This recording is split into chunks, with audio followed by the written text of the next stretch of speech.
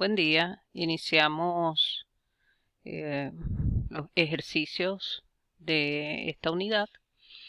En este caso vamos a trabajar con distribuciones continuas de cargas. Esta es la ecuación inicial con la cual vamos a trabajar. Vamos a ver que vamos a hacer los ejercicios por tres formas distintas, ¿no? Utilizando tres formas distintas.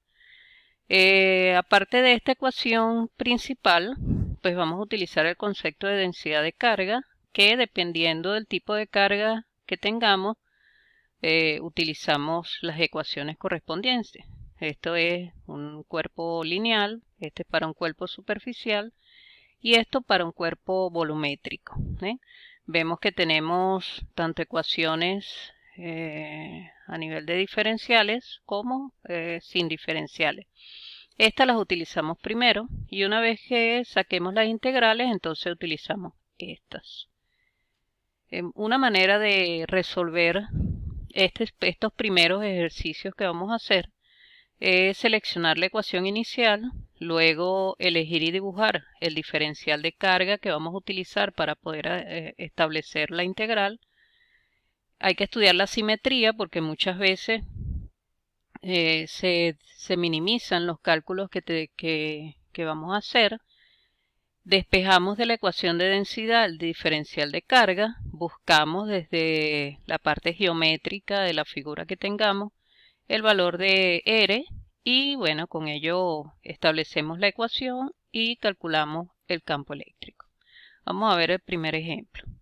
Dice, dos alambres no conductores de 1,20 metros de longitud forman un ángulo recto, como podemos ver acá en la figura.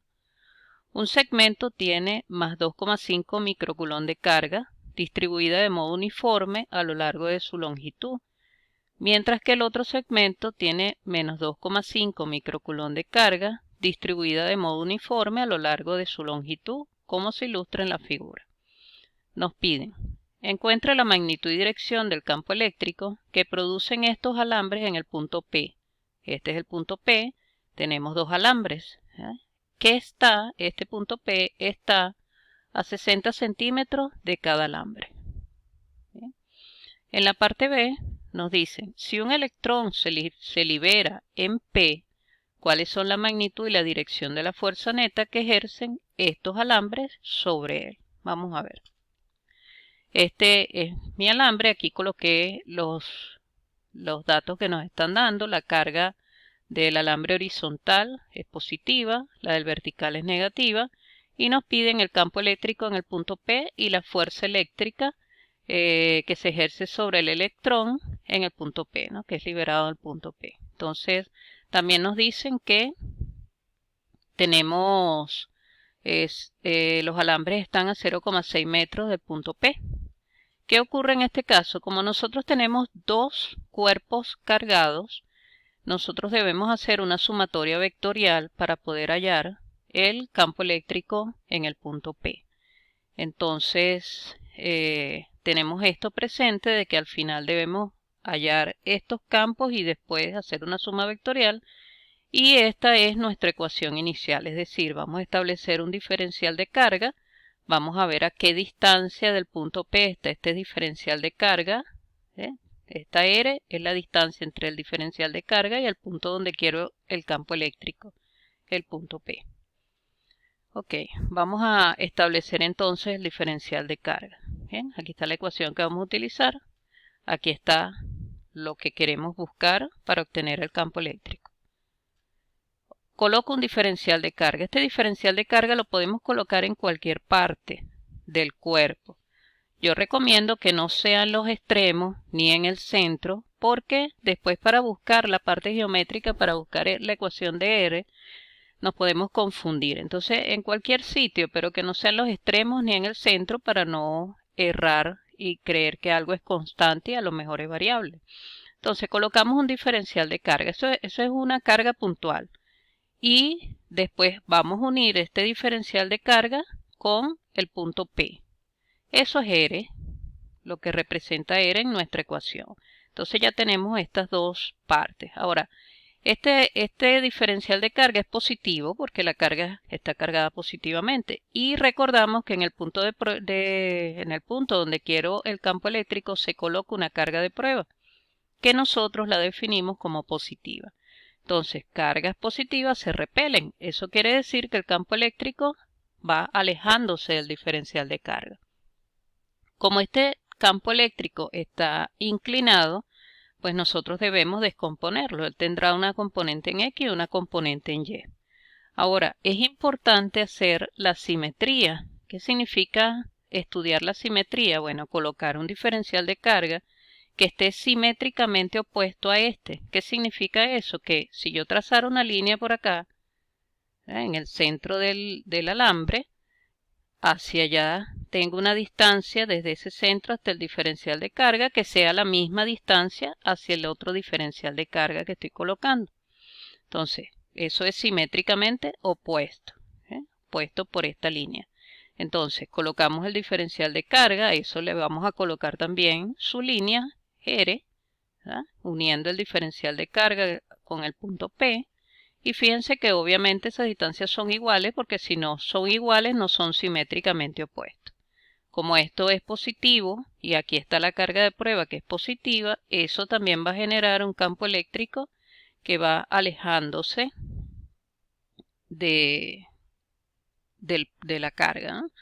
Y él también se descompone. En este caso tiene una componente en X hacia el negativo y tiene una componente en Y. Estas dos componentes son iguales porque estas diferenciales de carga tienen la misma cantidad de carga, están a la misma distancia.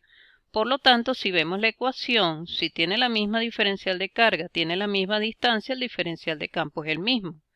¿Eso qué quiere decir? Lo que cambian son las direcciones y sentido, pero en la magnitud, que es lo que da esta ecuación, tienen la misma magnitud. Por lo tanto, estos dos componentes son iguales, pero en sentidos contrarios. Por lo tanto, cuando yo haga la suma de campos eléctricos en X, esto se va a cancelar.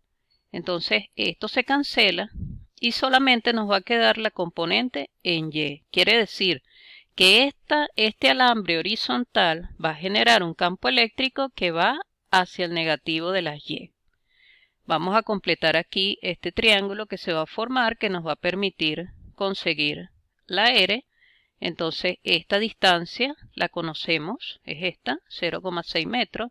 Y esta distancia varía porque cuando yo escojo otro diferencial de carga, por ejemplo aquí, no es la misma distancia que tiene este. Entonces como ella varía, hay que colocarle una variable. Pues en este caso le colocamos X.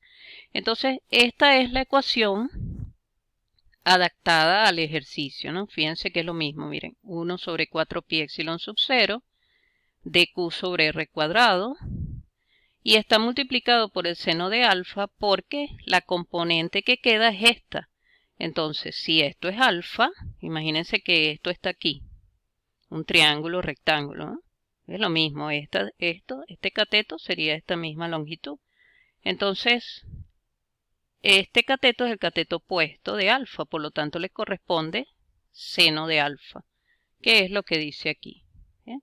Una vez que tenemos eso, entonces tenemos que cambiar diferencial de carga, buscarle su ecuación y cambiarlo a R y al seno de alfa. ¿Bien? Eso es lo que vamos a hacer a continuación. ¿De dónde vamos a sacar el diferencial de Q? De la densidad. Como esto es un alambre, esto es lineal, por lo tanto le corresponde lambda. De aquí se saca que el diferencial de carga es lambda por dx. ¿Bien? En el caso de R nos vamos a la geometría, aquí está el triángulo. ¿Bien? Aplicamos Pitágoras, r cuadrado es igual a la suma de los catetos al cuadrado. Sería entonces x cuadrado más 0,6 metros al cuadrado. De aquí sacamos r. R es la raíz cuadrada de esto. Y el seno de alfa, vemos el mismo triángulo, seno de alfa, cateto opuesto, 0,6 metros entre hipotenusa, entre R. R es esto, esta raíz, por lo tanto lo cambiamos. Una vez que tenemos el diferencial de carga, el R cuadrado, el R y el seno de alfa, entonces hacemos los cambios en la ecuación. Fíjense aquí, 1 sobre 4 pi epsilon sub 0. Diferencial de carga es lambda por diferencial de X. R cuadrado es X cuadrado más 0,6 metros al cuadrado, ya aquí está elevado al cuadrado, y el seno de alfa es esto, aquí está. ¿Okay? Esto lo arreglamos de tal manera que lo tengamos preparado para hacer la integración y nos queda de esta manera. ¿Okay? Tenemos aquí, pasamos los números hacia el frente y ya tenemos preparado aquí para la integración. Fíjense que esta es una integral con respecto a x. ¿Bien? Hay que ver de dónde a dónde varía x. X va cambiando, tiene que recorrer toda la longitud. Aquí está el 0, aquí va aumentando la x hacia este lado, aquí va aumentando la x hacia este lado, dependiendo de cuál diferencial yo voy a tomar. Pero acuérdense que el conductor, el alambre horizontal, está formado de una cantidad de diferenciales de carga. No es un solo diferencial de carga, son muchísimos diferenciales de carga. No son infinitos diferenciales de carga porque esto no es un alambre infinito. Es un alambre que tiene una longitud específica. Entonces, ¿de dónde a dónde va a variar X? Va a variar, si X está medida desde aquí, va a variar desde menos 0,6 metros hasta 0,6 metros. Entonces, ¿qué hice yo aquí? Coloqué 2 y coloqué los límites de integración desde 0 hasta 0,6 metros. Y esta es la integral que hay que resolver. Una vez que resolvamos esta integral, como en este caso los límites de integración son números, pues eso va a dar un número. Eso da esto que está acá. ¿Okay? Cuidado acá con las unidades, hay que estar pendiente. Entonces, esto da este número que cuando multipliquemos, fíjense que lo único que nos falta aquí por calcular es lambda. Era lo que les decía, ¿no? Después que sacamos la integral, entonces esto hay que cambiarlo con la misma ecuación de lambda, pero sin los diferenciales. Eso es lo que voy a hacer a continuación. Lambda es la carga del alambre horizontal entre la longitud del alambre horizontal. Entonces la carga la tenemos aquí, 2,5 microcoulomb. Micro vale 10 a la menos 6. Es un prefijo que equivale a 10 a la menos 6. Y la longitud del alambre es de 1,2 metros. Aquí está. Por lo tanto, lambda da esto. Hacemos los cambios y los cálculos, ¿no? En esta ecuación.